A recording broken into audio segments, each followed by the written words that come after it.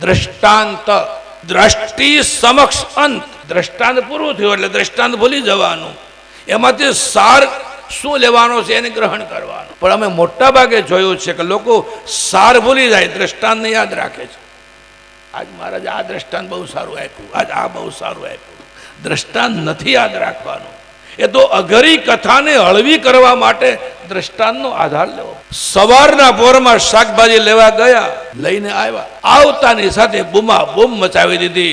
જગતમાં કઈ સત્ય નથી રહ્યું, જગતમાં કઈ ધર્મ નથી રહ્યો, જગતમાં કઈ નીતિ નથી રહી. તું બીજા સાથે અસત્યનું આચરણ કરી શકે, તારી સાથે કોઈ નહીં કરવું જોઈએ. આ માણસ જાતનો સ્વભાવ છે. ઉપનિષદોનો એક સૂત્ર છે, આત્મન પ્રતિકૂલાની પરેશાન ન સમાચરે. જે વસ્તુ તમને નથી ગમતી એ બીજા સાથે વર્તન નહીં કરો. તમે ચાહતા હોય કે મારું કોઈ અપમાન ન કરે તો પહેલા તમે કોઈનું અપમાન ન કરો. તમે ચાહતા હોય કે પરિવાર મને પ્રેમ કરે તો પહેલી શરૂઆત તમે કરો.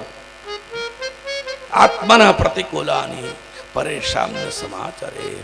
આ નારદજી પોતાના અનુભવ વર્ણવે છે.